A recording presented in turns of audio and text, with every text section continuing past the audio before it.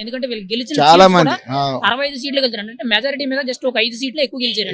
ఎక్కువ గెలిచింది. అది దాని మూలంగా వీళ్ళు ప్రభుత్వం కూలిపోయే అవకాశం ఉందని అంటారు. అది ఎలా చెప్పొచ్చు అంటారు? కూలిపోయాడు నాకైతే అట్లానే అనిపిస్తున్నా. కూలిపోద్ది అనుకుంటా. కూలిపోతాడు.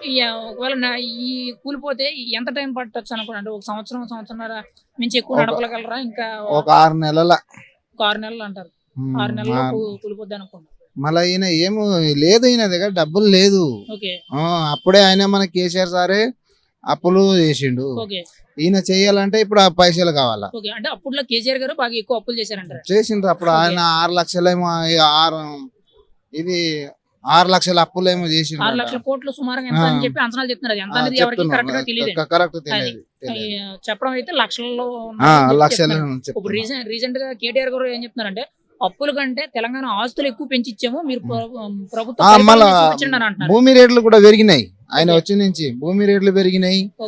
ఇంటింటికి నల్లు ఇచ్చిండు, డబుల్ బెడ్రూమ్ ఇచ్చిండు, చాలా మంచిగా చేసిండు. 24 గంటల కరెంట్ ఇచ్చిండు రైతులకు. చాలా మంచిగా చేసిండు ఆయన. అంతా చాలా మంచిగా.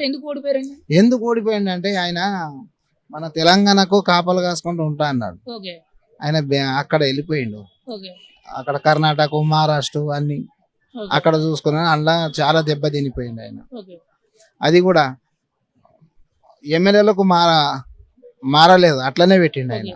దానివల్ల ఎమ్మెల్యేలు మార్చకపోవడం వల్ల కూడా ఓడిపోయింది ఆయన. ఇప్పుడు చాలా మంది ఏం చెప్తున్నారు అంటే కేసీఆర్ పరిపాలన సిటీ వరకు బాగుంది కానీ పల్లెటూరులో బాగాలేదు, పల్లెటూరులో కూడా ఉద్యోగాలు ఇవ్వడం లేదని చెప్తున్నారండి. దాని వల్లే ఓడిపోయారని చెప్తున్నారు. మీరు ఎలా చెప్తారు? జరా ఒక దాంట్లో ఫెయిల్ వచ్చింది మన కేసీఆర్ సార్. ఏంటండి మన అది పోరాగాళ్ళకి జాబ్ ఇయ్యాక పోరాగాళ్ళందరికీ జాబ్లు ఇవ్వట్లేదండి.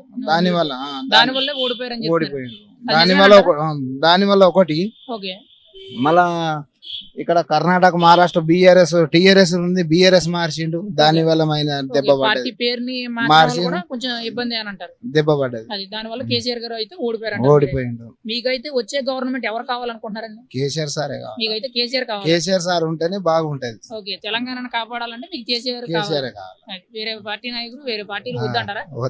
వేరే పార్టీ అన్ని వేస్ట్. మీకైతే కేసీఆర్. Thank you.